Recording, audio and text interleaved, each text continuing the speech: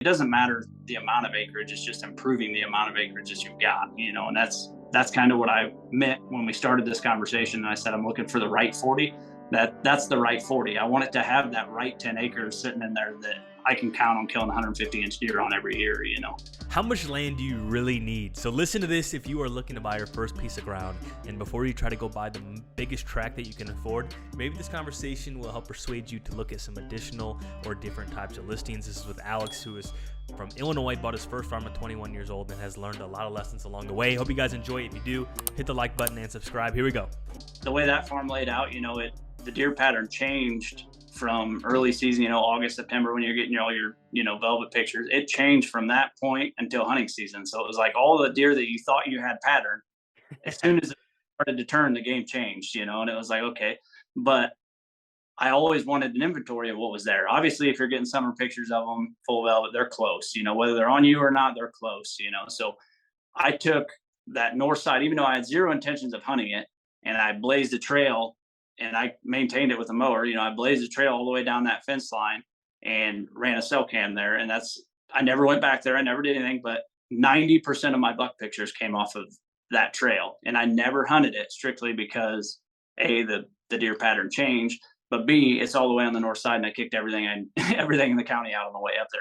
So that's it kind of brings me to another point, when everybody's looking for a farm, they're all looking for an 80 or 100 or 150 or whatever. But if you sit down and you think about it, how much of that 80 or 100 are you actually hunting? Everybody has that 10-acre honey hole. So if you can find a 10-acre honey hole in a 30-acre tract, obviously it's gonna save you a lot of money to just do that, because the best farm I've ever hunted, it was an 80-acre farm, and most, if not all, probably 90% of the hunting was done on the upper 10 acres. 80-acre farm, 90% of the hunting was on the upper 10 north side. And it was just leading to it. It was timber, but the deer didn't use it as much. It was kind of wasteland, and one side they had a ridge that went straight north-south. So you were walking parallel with it. So any deer on that ridge would see you coming in, so it was just a complete bust, and you'd never think you'd see deer. But then he planted nearly 20 acres in the very back of just solid food. It was just solid food. And the best late season hunting I've ever had. But you can make that 10, 20 acres, whatever you can afford, you can make that better than any 100 or 150 or whatever, all these, you don't have to, you can afford $1 million farm.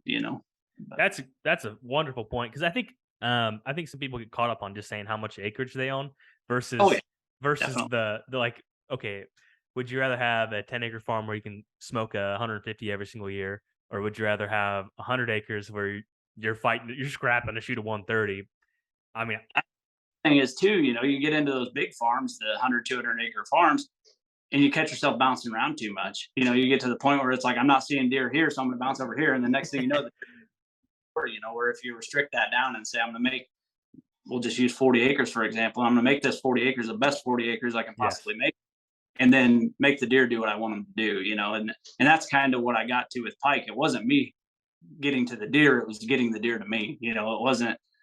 I didn't use any tactics to say, I'm going to sneak in here at 3 o'clock in the morning and try to catch this deer on his way to bed. I hunted the deer. I let the deer do their natural thing. I didn't try to change their pattern. I just made it the best pattern it could be. I tried to make it to where, like late season, if I had, a good late season deer, obviously you see different deer different times of year. So if I had a good late season deer, I'd grow more beans. If I had, an early season deer, well, I might grow, whether it be radishes or turnips or whatever, where they eat the tops off of them, things like that.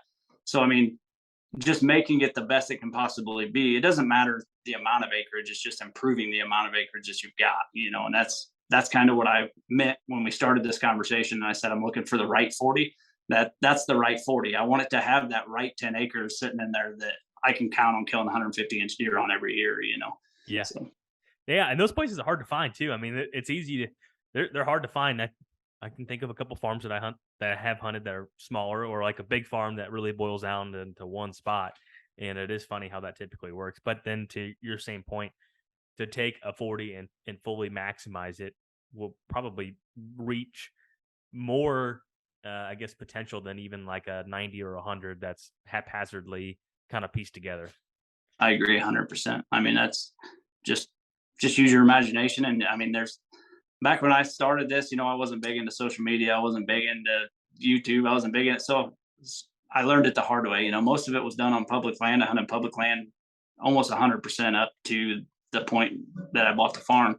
And I learned a lot of things the hard way, Oh, yeah. So then when I bought the farm, well, then I almost had to learn, like, now I'm not hunting the deer. I want to bring the deer to me. I've got the opportunity to plant food and bring water and all these things, and that's kind of, I guess, what made that farm what it was. So there you guys have it. I hope you guys enjoyed this conversation. My name is Jake Hofer. I'm a real estate broker out of the state of Illinois. And if you enjoyed this conversation, we have podcast episodes every single Monday at 5 a.m. We have clips here on this channel. And if you're looking to learn more about land, this is the place for you. So I encourage you to hit that like button and subscribe. Until next time, see ya.